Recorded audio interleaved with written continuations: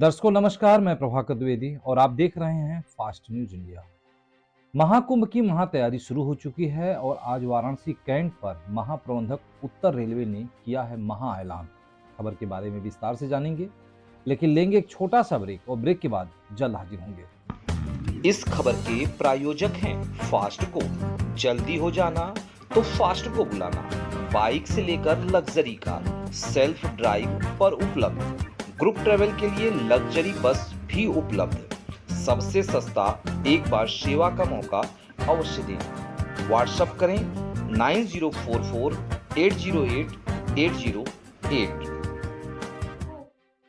Break के बाद आप सभी दर्शकों का स्वागत है और आप सभी दर्शकों को बता दें कि खबर यूपी के वाराणसी जिले से है, जहां आज कैंट स्टेशन के प्लेटफॉर्म नंबर 1 पर वीवीआईपी लॉज में प्रेस वार्ता का आयोजन किया गया, जिसमें नई दिल्ली से महाप्रबंधक उत्तर रेलवे अशोक कुमार वर्मा ने बताया कि आने वाले दिनों में प्रयागराज में महाकुंभ का महापर्व होने जा रहा है, जिसमें रेलवे विभाग द्वारा युद्ध स्तर पर तैयारी की जा रही है, जिसमें 3600 जोड़ी ट्रेन चलाई जाएगी, जो वाराणसी से अयोध्या मथुरा के रास्ते प्रयागराज पहुंचेगा। श्रद्धालुओं का विशेष ध्यान रखा गया है, जिसमें रेलवे के 3600 कर्मचारियों को लगाया जाएगा, जिससे किसी को किसी भी प्रकार की असुविधा ना हो। स्नान करने वाले श्रद्धालुओं को कोई असुविधा ना हो, इसके लिए विशेष तौर पर ग्रामीण क्षेत्र से आए हुए महिलाओं, बच्चों एवं बुजुर्गों को विशेष सुविधा प्रदान की जाएगी। करीब 4000 से ज्यादा रेलवे पुलिस की तैनाती की जा रही है। प्रयागराज, फाफामऊ, झूसी, रामबाग स्टेशनों पर श्रद्धालुओं को ठहरने का एवं ऑनलाइन टिकट की व्यवस्था गंगा घाट पर ही टिकट काउंटर बनाया गया है, जिससे भगदड़ की स्थिति उत्पन्न ना हो। हर संभव प्रयास किया जा रहा है, जिसमें वाराणसी सहित अयोध्या, प्रयागराज स्टेशन पर अस्थायी टेंट का भी व्यवस्था की गई है। ठंड को देखते हुए रेलवे प्रशासन पूरी तैयारी कर रही है।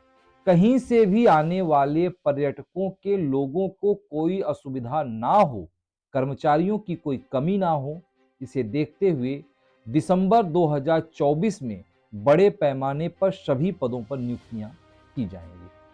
देखें वाराणसी से डिस्ट्रिक्ट इंचार्ज अमरनाथ की एक खास रिपोर्ट। पापाओं से नहीं चलाई थी।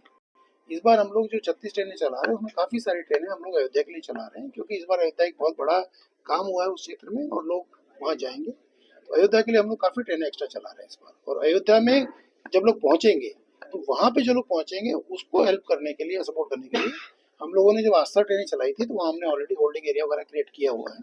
तो वहाँ हमारी ऑलरेडी तैयारी है वहाँ पूरी हमारी। उत्तर प्रदेश का पहला स्टेशन बनाने जा रहे हैं, क्या है? NSG1 हमारे स्टेशनों की कैटेगराइजेशन होता है, NSG1, NSG2, NSG3 से NSG6 तक होता है। फिर कुछ सब अर्बन स्टेशन होते हैं, सब अर्बन जहाँ पे लोकल ट्रेन चलती है, बॉम्बे में। NSG1 का मतलब होता है कि एक लिमिट के ऊपर सबसे ज्यादा पैसेंजर हमारे कहाँ पे आते हैं। उत्तर रेलवे में हमारे 4 स्टेशन थे, तब चारों हमारे नई दिल्ली में थे। नॉर्दर्न रेलवे का दिल्ली के बारे पहला स्टेशन NSG1 स्टेशन हुआ है। NSG1 स्टेशन का मतलब होता है कि इतने से ज्यादा पैसेंजर यहाँ आ रहे हैं।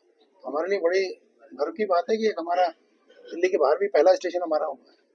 और NSG1 स्टेशन के हिसाब से जो हमारे इंफ्रास्ट्रक्चर क्रिएट करना है, हम उस हिसाब से तैयारी में हैं और ऑलरेडी उस हिसाब से स्टेशन पे इंफ्रास्ट्रक्चर क्रिएट किया हुआ है।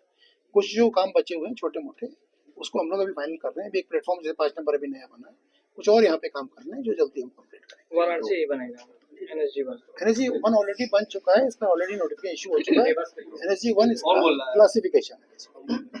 प्रयाग में सुरक्षा व्यवस्था में किस तरह व्यवस्था की जाएगी? प्रयाग में जो स्टेशन एरिया में जो हम लोग हैंडल करते हैं, उसमें हम करीब बताया मैंने, करीब प्रयाग और फाफाम मिला के हमारे ये कुंभ को लेकर जो उत्तर रेलवे के क्षेत्र हैं, हमारे 3 मुख्य क्षेत्र हैं, प्रयागराज, वाराणसी और अयोध्या। इन तीनों में हम लोग जो पहले के एक्सपीरियंस को देखते हुए इस बार बहुत बड़े लेवल पे तैयारी कर रहे हैं, क्योंकि 12 साल के बाद कुंभ आया है और इस 12 साल में इन क्षेत्रों में बहुत डेवलपमेंट हुआ है। तो हमारी उम्मीद है कि यात्रियों की संख्या भी काफी बढ़ेगी पहले के मुकाबले। तो प्रयागराज में हमारे 2 मेन स्टेशन है जहाँ से हम लोग सबसे ज्यादा भीड़ हैंडल करते हैं। एक तो फाफामऊ है और एक प्रयाग जंक्शन है हमारा। फाफामऊ में हम लोग पिछले सालों में कभी कोई अरेंजमेंट नहीं करते थे और सारी ट्रेनें हम लोग प्रयाग जंक्शन से चलाते थे। तो पिछली बार कुंभ में हमने करीब 22 ट्रेनें चलाई थी वहाँ से। इस बार हम 36 ट्रेनें प्लान कर चुके हैं दोनों स्टेशन से मिला के, और हमारे पास कुछ और रेक हमारे पास रहेंगे कि अगर लोगों की तादाद बढ़ेगी तो हम लोग और भी हैंडल कर पाएंगे। इन दोनों स्टेशनों पे मिला के हमने करीब 70,000 लोगों के लिए होल्डिंग एरिया क्रिएट कर रहे हैं कि जब लोग आएंगे स्नान करके तो उनको टिकट लेने के बाद जो इंतजार करना हो वो एक कवर्ड शेड में और एक इस तरह व्यवस्थित तरीके से किया जाए कि लोग प्लेटफॉर्म पे नहीं आए, क्योंकि प्लेटफॉर्म में आने के बाद लोगों को नियंत्रित करना मुश्किल होता है।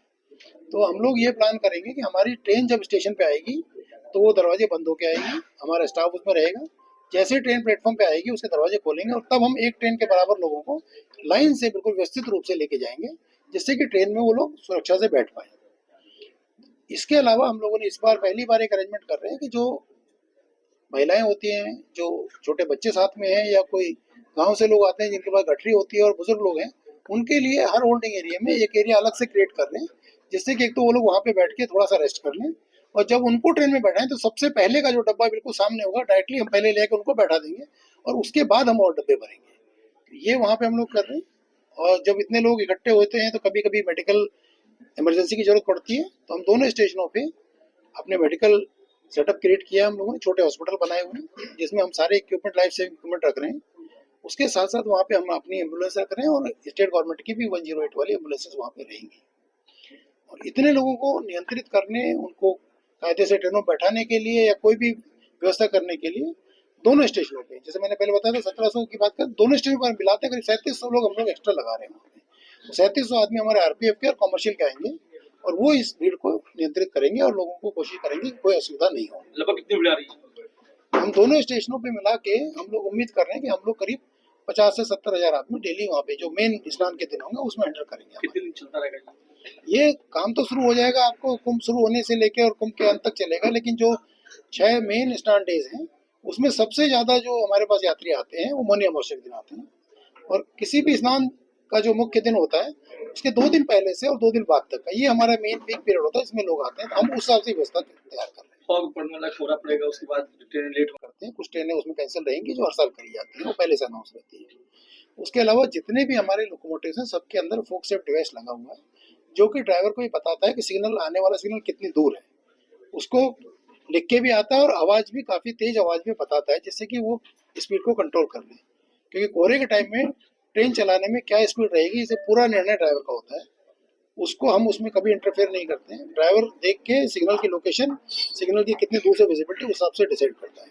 तो उसको एक ये एड दे रहे हैं। दूसरा भी हम लोगों ने एक ड्राइव चलाई है और अगले 10 से 15 दिन में हम लोग 2 जगह पे हमारे जो सिग्नल के पहले, एक तो 1200 मीटर पहले जहाँ पे कि सिग्नल बोर्ड होता है या डिस्टेंट सिग्नल होता है, और 270 मीटर पहले व्हाइट चूने की लाइन लगाते हैं जो बैलास्ट को इकट्ठा करके, उसकी काफी अच्छी विजिबिलिटी होती है, तो ड्राइवर को पता लग जाता है कि अब सिग्नल आने वाला है।